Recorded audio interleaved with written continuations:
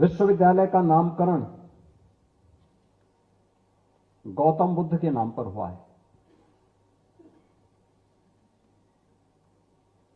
आपने गौतम बुद्ध के जीवन में बहुत सारी विशेषताएं देखी होंगी।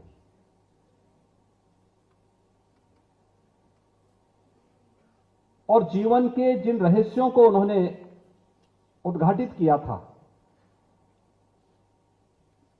वे हर मनुष्य के इर्द गिर्द घूमती हैं। बुद्ध ने कहा था, समस्या है, यानी पहले हमने उसको स्वीकार करना, चुनौती को स्वीकार करना।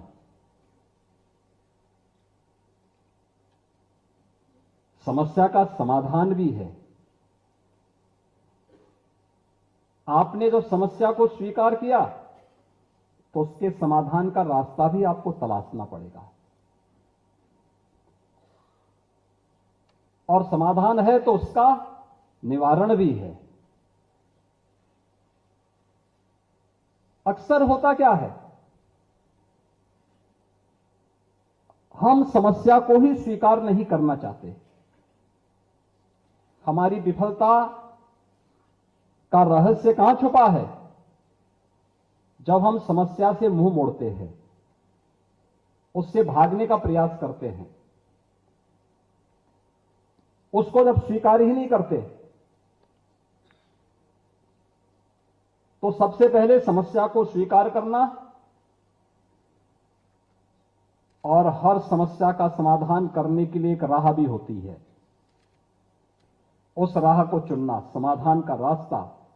और याद रखना, हर रास्ते मंजिल तक ही पहुंचते हैं, बशर्ते हम स्वयं हिम्मत न हारें। तो समस्या का समाधान भी है और मंजिल में पहुंच गए तो उसका निवारण भी है। बुद्ध का यह जीवन हम सब के लिए, चाहे वह छात्र हो, चाहे वह शिक्षक हो, चाहे वह उद्यमी हो, चाहे वह जीवन के किसी भी क्षेत्र में है, उन सब के जीवन में बराबर घटित होता है। लेकिन उस राह को कोई उपयोग नहीं करना चाहता। बुद्ध का जीवन अपने आप में बहुत रोमांचक है, प्रेरणादायी है, देश और दुनिया को एक नई राह दिखाने वाला है। हमने उसे किस रूप में स्वीकार किया, यह हम पे निर्भर करता है। जब उन्हें ज्ञान भी प्राप्त होता है, उसकी भी अलग अलग घटनाएं हैं। आपकी तरह ही अंतर केवल इतना है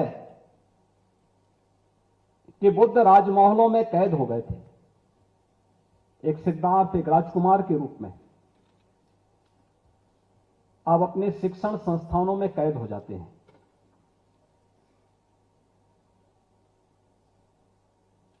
शिक्षा की हमारी व्यवस्था हमें शिक्षित तो कर पाएगी, लेकिन जब तक उस शिक्षा के साथ व्यवहारिक ज्ञान नहीं होगा, तब तक वो हमें ज्ञानवान नहीं बना पाएगी। और दोनों में यही अंतर है। एक आपका थ्योरेटिकल पक्ष है, थ्योरी का पक्ष है, सैद्धांतिक ज्ञान जो आपने शिक्षण संस्थानों में जोड़ा है, जिसकी एक नई शुरुआत गौतम बुद्ध विश्वविद्यालय आज फिर से प्रारंभ करने जा रहा है। उसको व्यावहारिकता के साथ जोड़ना। जब हमारे शिक्षण संस्थानों से कोई उपाधि धारक निकले तो वह किसी भ्रम की स्थिति में न रहे, उसके सामने अपनी मंजिल तक पहुंचने का राह स्पष्ट हो।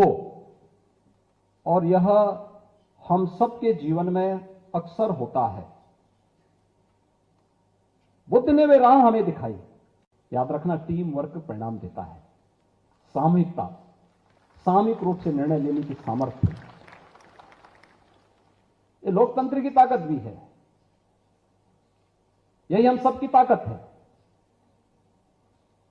विश्वविद्यालय हो या महाविद्यालय, कोई उद्योग जगत हो या कोई परिवार, अगर कोई व्यक्ति, एक ही व्यक्ति जबरन अपनी बात को थोपने का प्रयास करेगा, अन्य लोगों की बात को नहीं मानेगा, परिवार में विद्रोह हो जाता है, लोग नहीं मानते एक समय के बाद। एक टीम वर्क परिणाम देता है। टीम वही परिणाम देती है जो संगठित होकर के, एकजुट होकर के वन लीडरशिप में कार्य करती है, और वो परिणाम संगम शरणम गच्छामि, संगठित होकर के, एकजुट होकर के कार्य करना है। और बुद्ध का ये उद्देश्य मानवता के कल्याण का मार्ग प्रशस्त कर दी। बुद्ध को ज्ञान प्राप्त हुआ, तो ज्ञान प्राप्त होने के बाद 36 वर्ष बुद्ध ने केवल सामाजिक जन जागरण के कार्यक्रम के लिए अपने आप को समर्पित कर दिया। आप सब उस कालखंड के, उस महान संत के परंपरा के नाम पर बने हुए विश्वविद्यालय, गौतम बुद्ध विश्वविद्यालय के छात्र हैं, जिन्हें आज विश्वविद्यालय अपने द्वितीय दीक्षांत समारोह में उपाधि वितरित कर रहा है। विश्वविद्यालय के पास अनंत संभावनाएं आगे बढ़ने की। इन अनंत संभावनाओं को अपने जीवन में समेट करके जीवन की राह को चुनना, और उस राह को चुनते हुए अपना मार्ग प्रशस्त करना, यह हर एक नागरिक के लिए भी आवश्यक है। समाज के हित में भी यही है और राष्ट्र के हित में भी यही है। और उन्हीं मूल्यों को समाहित करते हुए इस विश्वविद्यालय ने अपनी पहचान को आगे बढ़ाने का कार्य किया है।